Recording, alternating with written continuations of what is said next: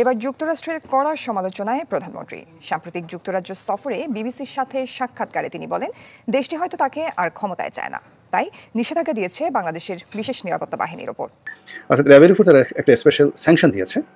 তার সঙ্গে সঙ্গে আবার বাংলাদেশের ভিসা নীতি নিয়ে বাংলাদেশের জন্য কেবলমাত্র একটা পরীক্ষামূলক ভিসা নীতি তারা চালু করেছে, যে এই ভিসা নীতি বাংলাদেশের উপর প্রয়োগ করা হচ্ছে, এখন তারা প্রকাশ করছে। আপনার লড়াই আপনাকে করতে হবে, আপনার যুদ্ধ আপনাকে করতে হবে।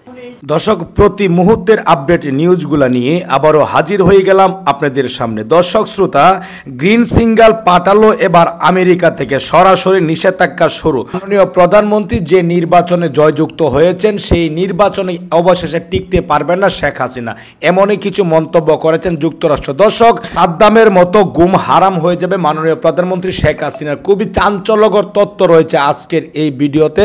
অবশ্যই না টেনে সম্পূর্ণ ভিডিওটি দেখুন। দর্শক, কে কোন জেলা থেকে আজকে আমাদের এই ভিডিওটি দেখছেন অবশ্যই কমেন্টস করে জানিয়ে দিবেন। প্রতিনিয়ত সবার আগে আপডেট নিউজগুলো পেতে আমাদের এই চ্যানেলটি সাবস্ক্রাইব করে রাখুন ও কষ্ট করে ভিডিওটি একটু শেয়ার করে দিন। একটি লাইক দিয়ে দেখতে থাকুন সম্পূর্ণ ভিডিওটি। এই বিষয়টা কিন্তু আপনাদেরকে বলেছি, বিরোধী দলের রাজনৈতিক নেতাকর্মীরা 500 লোক নিয়ে মিছিল করতে পারতো না 2021 সালে, 20 সালে। 2021 ডিসেম্বরে স্যাংশন দেওয়ার পরে বাংলাদেশের রাজনীতিতে দেখেন জনগণের অংশগ্রহণটা কি পরিমাণ বেড়ে গেছে। এরপরে দেখেন যে তারা যে 7 জন কর্মকর্তার উপরে স্যাংশন দিল, র্যাবের উপরে স্যাংশন দিল, তারপরে এই 7 জনের ভিতরে পুলিশের 2 জন আইজি পর্যন্ত আছে, সাবেক এবং বর্তমান আইজি, মিলিটারি অফিসাররা আছে।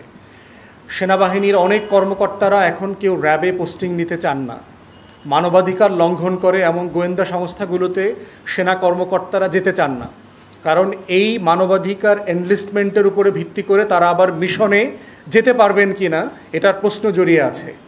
অতএব এটা কিন্তু যথেষ্ট পরিমাণ ভীতির সঞ্চার করেছে। শুধুমাত্র একান্ত আওয়ামী বরকন্দাজ কোতোয়াল ছাড়া প্রশাসনে কেউই এই নিরপেক্ষতা পেশাদারিত্বের বাইরে কাজ করতে পারছেন না। এর আগে আপনাদেরকে বলেছি, আমলাদের ভিতরে অনেকের স্কলারশিপ বাতিল হয়েছে, অনেকের ভিসা বাতিল হয়েছে, যাদের ইউরোপ আমেরিকাতে পড়তে যাওয়ার কথা ছিল। তো সে আপনার জন্য আর কি করবে?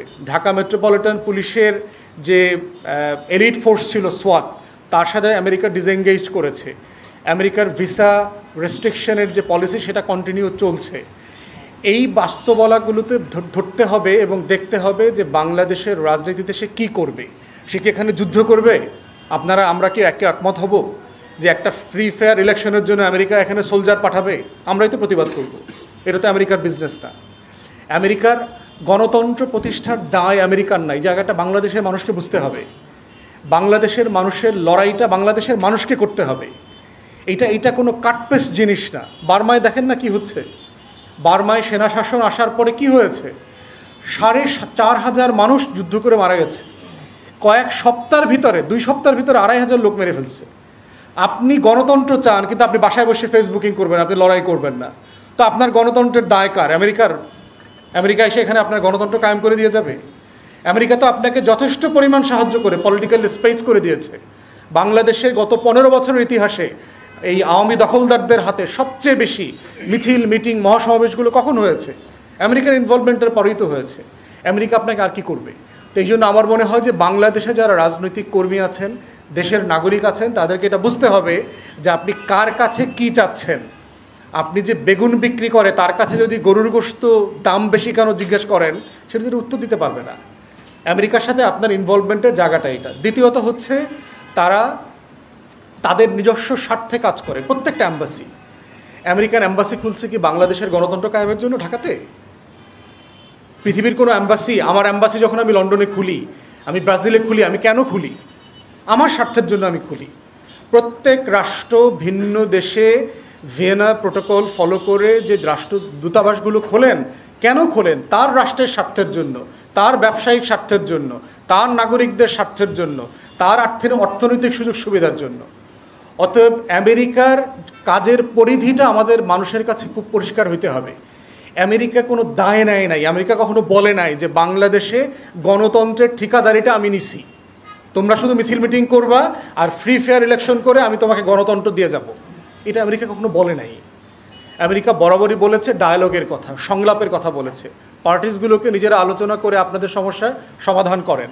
আপনাদের এই রিপোর্টগুলোও তো আমেরিকা আপনাকে সাহায্য করছে যে আপনার দাবিগুলোর সাথে পৃথিবীর সবচেয়ে বড় পরাশক্তি একমত হচ্ছে। যেগুলো আমরা বলছি তারাও বলছে। আমরাও বলেছি যে নির্বাচন ফেয়ার হয় নাই, পশ্চিমারাও তাই বলেছে যেখানে কোনো নির্বাচন হয় নাই। আমরাও বলছি বাংলাদেশে একটা একদলীয় বাকশালের অধীনে দেশটা দখলদার হয়ে গেছে। আমেরিকা, পশ্চিমারাও তাই বলছে যে বাংলাদেশে ডমিনেন্ট পার্টির মধ্যে একটা নির্বাচনী সিস্টেম চালু হয়েছে নিজেরা। অতএব আমাদের এই দায়ের সাথে আমাদের বন্ধু রাষ্ট্রগুলো যারা গণতন্ত্রের পক্ষে আছেন তারা তো একমত হচ্ছেন, কিন্তু লড়াইটা তো আমার। যুদ্ধ কি আপনাকে ৭১ করতে হয় নাই? ভারতীয়রা তো ডিসেম্বরের ৩ তারিখে আসছে, বাকি ৯ মাস কি হাওয়া দিয়ে যুদ্ধ হয়ে গেছে? ভারতীয়রা ২ সপ্তাহ এসে দেশ স্বাধীন করে দিয়ে গেছে। বাঙালিরা কি ৯ মাস মানে ডাইল ভাত খাইছে শুধু?